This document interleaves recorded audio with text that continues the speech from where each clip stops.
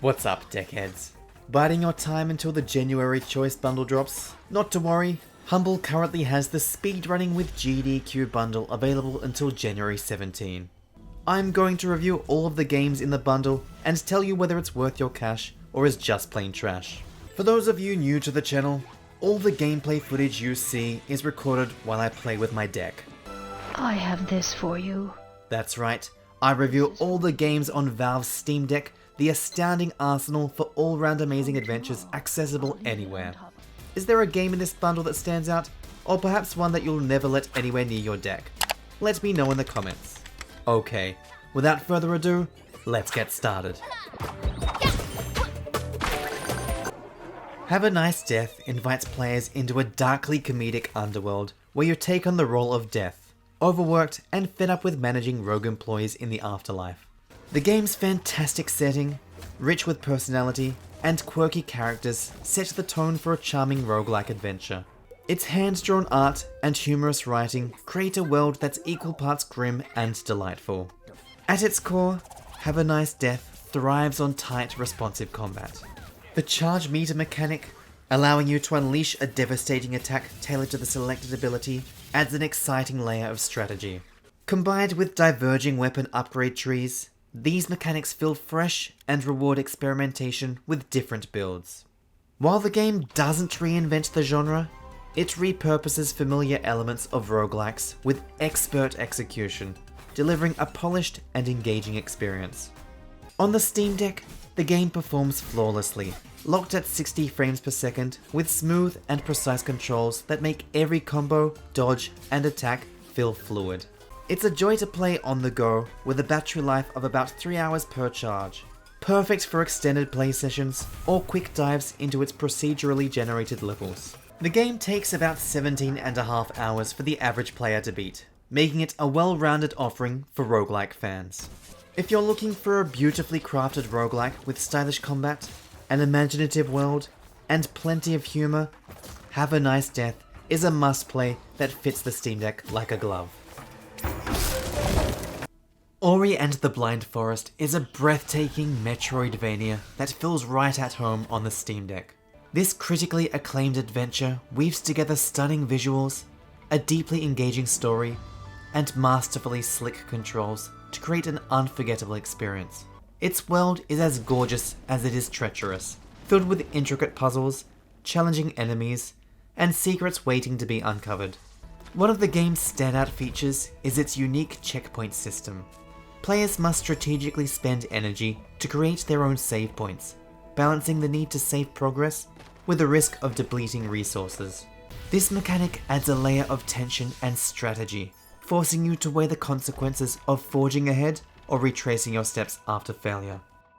The game's tight controls make every jump, dash, and climb a joy to execute, and the cleverly designed puzzles keep you thinking without feeling tedious. Combined with its mesmerizing visuals and a hauntingly beautiful soundtrack, Ori and the Blind Forest delivers an emotional and immersive journey. On the Steam Deck, the game runs flawlessly, locked at 60 frames per second. Whether you're navigating the lush forests or escaping one of its iconic chase sequences, the experience is buttery smooth and entirely captivating. Battery life on the default graphics settings is about 1 hour and 45 minutes. And while not as long as some other titles, it's still a decent length to allow you to fully enjoy the game without the need to constantly worry about charging your deck, which is going to make it easier to play through the average of 10.5 hours of gameplay. Having played this gem several years ago, I was reminded of why it's one of the few games I've bothered to 100% in the last decade. Revisiting it for this review reignited that same sense of wonder and made me want to do it all over again, a testament to just how timeless Ori and the Blind Forest truly is. For fans of the Metroidvania genre, or anyone seeking a masterclass in storytelling and gameplay, this is an absolute must-play on the Steam Deck. Enjoying the video so far? Make sure to give it a thumbs up to help others find it, and hit that subscribe button, and give that bell a gentle tap so you don't miss out on any future Deckhead content. Sonic Lost World takes a bold leap. Unfortunately, that leap is away from the high-speed, adrenaline-fueled gameplay that defined earlier Sonic titles. While it retains elements of the franchise's iconic DNA, it feels like a different beast altogether, a curious experiment that delivers mixed results. The game's story pits Sonic against Eggman and his new allies, the Deadly Six, a team seemingly inspired by the 7 deadly sins. While the premise is engaging, the execution feels more like a backdrop than a driving force for the gameplay.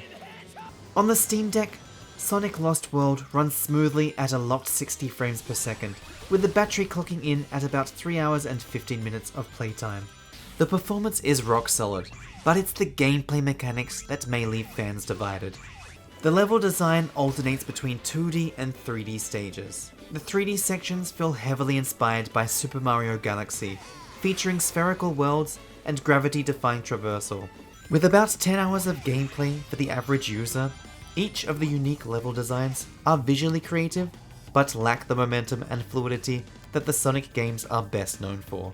This is further evident in the special power-ups, which temporarily transform Sonic's abilities and add a layer of variety, while further slowing down the gameplay.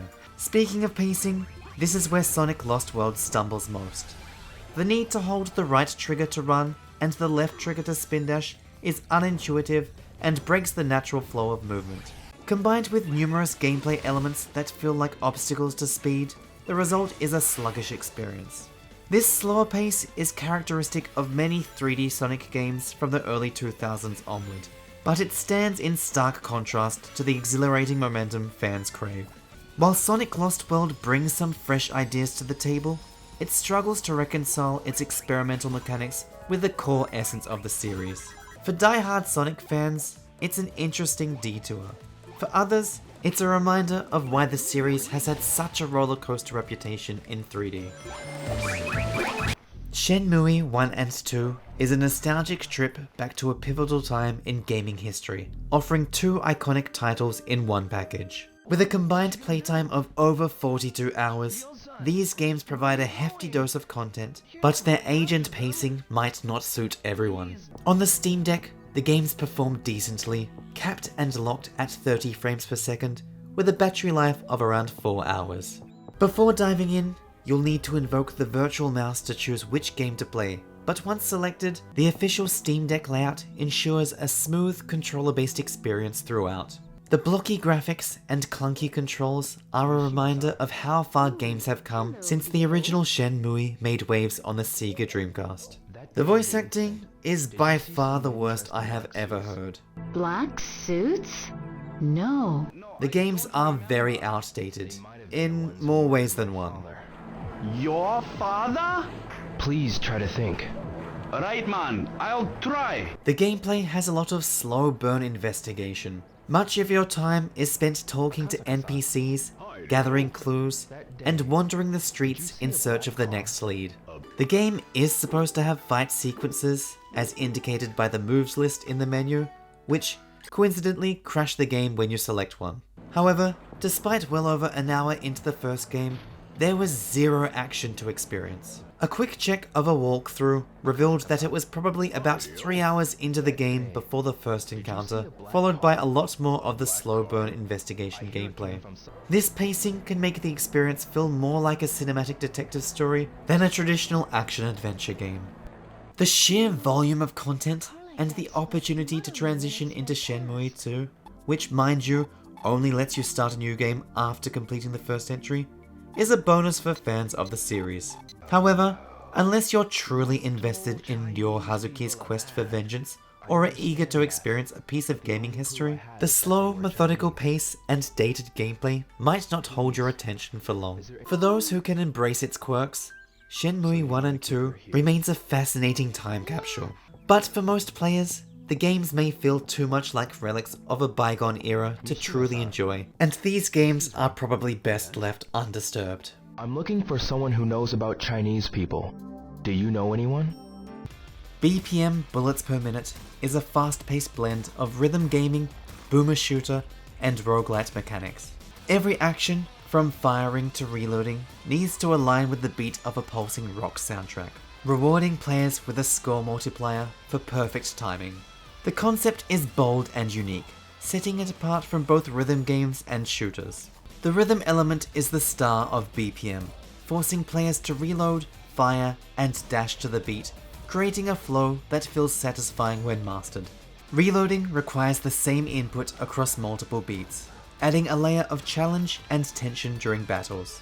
While the soundtrack doesn't quite reach the iconic heights of other similar titles, it's still energetic and fits the gameplay well across the full 7 hours it takes the average player to beat the game. However, the game's controls on the Steam Deck present some challenges. You can use the right joystick to aim, but the trackpad, which by default is used as a mouse, even though it is the most viable method of aiming after jacking up the sensitivity in Steam input, I actually found myself pining after a mouse and keyboard, which is a very rare sentiment from me. On the Steam Deck, BPM runs between 45 and 60 frames per second. While I personally didn't notice the dips during gameplay, players with a keener eye for frame rate might find them distracting. The battery life is limited, lasting just 1 hour and 20 minutes due to the game's demanding nature. BPM, bullets per minute, is a brilliant concept that blends genres in an exciting way, but its viability on the Steam Deck is debatable. The performance is solid enough, but the controls feel less intuitive in handheld mode, making it harder to achieve the precision and rhythm the game demands. If you're up for a challenge and love rhythm games and boomer shooters, it's worth trying. But you might want to consider playing it docked with a mouse and keyboard for the best experience. Enjoying the video so far?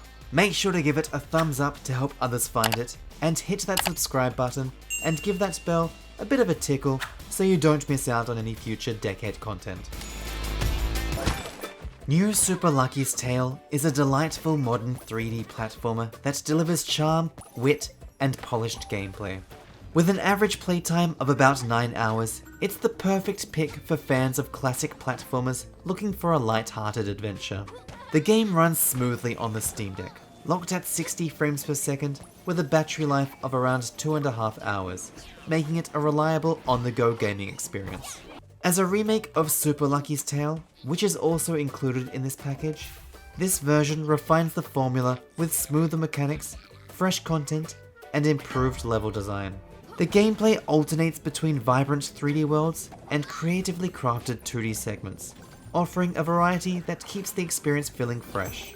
Platforming veterans will appreciate its tried and true mechanics, like searching for collectibles and tackling bonus challenges. But it's the execution that sets this game apart. The game's witty writing and endearing characters bring the story to life, making Lucky's journey a joy to follow. Every level feels unique, packed with charm and personality, and the environments are vibrant and inviting. Whether you're navigating tricky platforming sections or exploring hidden corners, there's a sense of polish and attention to detail that elevates the experience. While New Super Lucky's Tale doesn't aim to reinvent the genre, it embraces the best aspects of platformers and delivers them with flair. For players seeking a nostalgic, feel-good platformer with modern touches, this is a fantastic choice, and it fits wonderfully on the Steam Deck. Condemned Criminal Origins is a gripping first-person thriller that combines suspenseful exploration, visceral combat, and forensic investigation.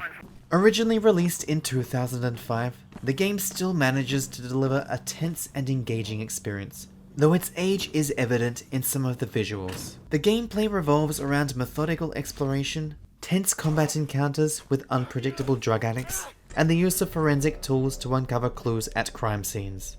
These investigative elements add a layer of intrigue and immersion, while the survival mechanics, like conserving ammo and checking your weapon's clip, heighten the sense of tension. Makeshift weapons are often your best option, making every fight feel desperate and brutal. On the Steam Deck, the game runs at a locked 60 frames per second, though I did experience a momentary freeze twice in quick succession, likely due to asset loading rather than performance issues. When first loading the game, the resolution is extremely low, creating a small gameplay screen, but the resolution can be ramped up in the settings menu, easily bringing it to a more modern day standard. The controls have been adapted for the Steam Deck with an official layout that even employs the right trackpad and back panel buttons. A setup that feels intuitive and works surprisingly well for this title. With a battery life of 3 hours, Condemned Criminal Origins fits well into the Steam Deck's capabilities. And seeing as the game takes about 7.5 hours for the average user to beat, a single charge will take you quite a long way. Despite its outdated visuals, the game's core mechanics remain compelling, making it a must-play for fans of survival horror and thriller games. I went into this game with the lowest of expectations, and I was very pleasantly surprised at just how enjoyable and engaging it was. So much so that I am awarding Condemned Criminal Origins the Grower Not a Shower award. That's it for all the games in the bundle, but is it worth your cash or just plain trash?